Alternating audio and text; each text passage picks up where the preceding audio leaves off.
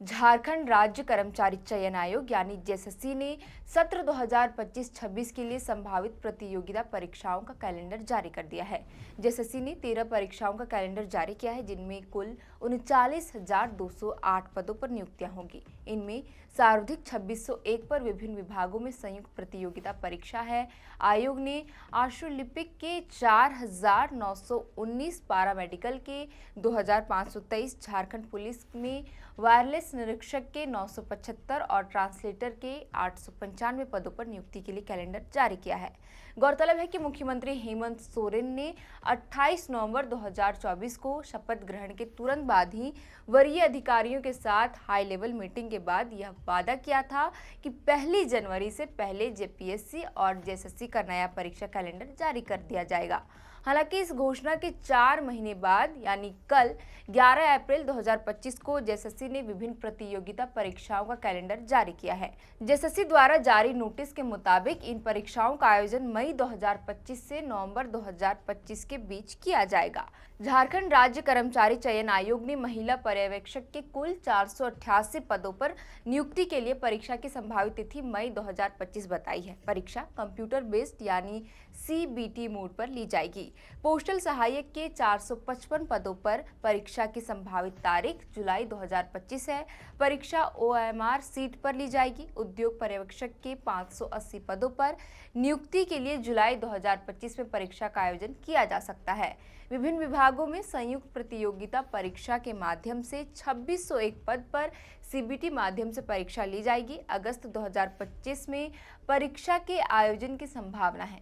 आशुलिपिक के 4,919 पद पर बहाली के लिए परीक्षा होगी। इसकी संभावित तारीख नहीं दी गई है। परीक्षा ओएमआर सीट पर ही ली जाएगी। पारामेडिकल के 2,532 पदों पर नियुक्ति के लिए परीक्षा की संभावित तारीख 2025 है। जूनियर क्लर्क के 833 पदों पर नियुक्ति के लिए जून 2025 में परीक्षा का आयोजन किया जा सकता है।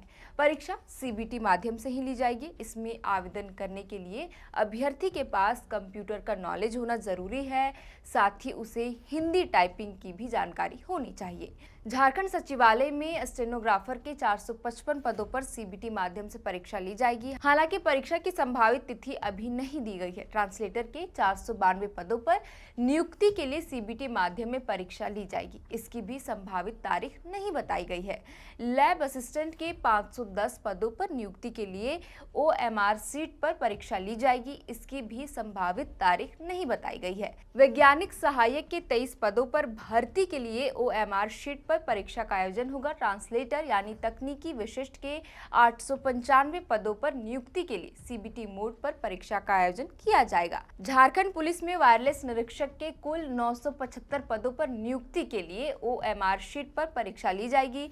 गौरतलब है कि इन सभी परीक्षाओं की संभावित तारीख मई से नवंबर 2025 के बीच है। यदि सही समय पर बिना किसी तकनीकी अड़चन के परीक्षाओं का आयोजन किया जा सका तो अगले 8 महीने में झारखंड के 39,208 युवाओं को सरकारी नौकरी मिल जाएगी। गौरतलब है कि झारखंड में सरकारी नौकरी की आस लेकर लाखों युवा प्रतिवर्ष ग्रेजुएशन और इंटर की पढ़ाई पूरी करने के बाद प्रतियोगिता परीक्षाओं की तैयारी में जुट जाते हैं। झारखंड में रांची, हजारीबाग और धनबाद में मुख्य रूप से प्रतियोगिता परीक्षाओं की तैयारी होती है। मध्य और निम्न मध्य वर्गीय परिवार के लड़के लड़कियां इन शहरों में कम समाधान वाले कमरों में रहकर दिन रात पढ़ाई करते हैं।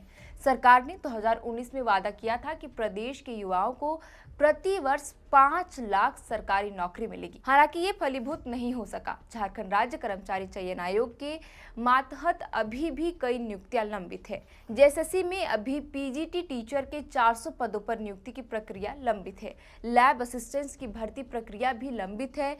महिला सुपरवाइजर की भर्ती के लिए ली गई परीक्षा का रिजल्ट नहीं आया है। नगर पालिका सेवा संवर्ग के 930 पदों पर भर्ती के लिए परीक्षा ली जाएगी। परिणाम जारी किया गया है, लेकिन अभी भी कई सीटें खाली है। सहायक आचार्य के 2601 पद पर बहाली लंबित है। उत्पाद सिपाही भर्ती परीक्षा के लिए दौड़ का आयोजन किया जा चुका है, लेकिन अभी भी लिखित परीक्षा नहीं ली गई है।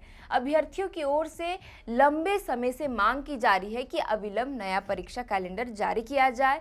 हाल ही में आईएएस मनीष रंजन को जेएसएससी का प्रभारी अध्यक्ष नियुक्त किया गया है। लंबित नियुक्तियों को भी पूरा करने की मांग है। इसी बीच हेमंत सोरेन सरकार और जेएसएससी ने नया परीक्षा कैलेंडर जारी करके सराहनीय काम किया है। अब इंतजार इस बात का रहेगा कि आयोग जल्दी से इन परीक्षाओं को लेकर विज्ञापन जारी करे, गाइडलाइन जारी करे और आवेदन मंगाए। आयोग पर यह भी जिम्मेदारी होगी कि परीक्षाओं का आयोजन पूरी पारदर्शिता के साथ हो, किसी भी प्रकार की धांधली या गड़बड़ी की गुंजाइश ना रहे, जैसा कि अतीत में होता आया है। इससे न केवल सरकार को योग्य कर्मचारी मिलेंगे, बल्कि युवाओं में सरकारी नौकरी पाने की उम्मीद भी जिंदा रहेगी। इससे सरकार पर भी विश्वास बढ़ेगा। यदि सब सही रहा तो 39,208 पदों पर नियुक्तियां होगी। फिलहाल के लिए इस वीडियो में इतना ही। आप देख रहे थे द फोर्थ पिलर। हमारा नाम है श्रेया। आपके लिए खबर लिखा था हमारे साथी सूरज ठाकुर ने। बहुत बहुत शुक्रिया।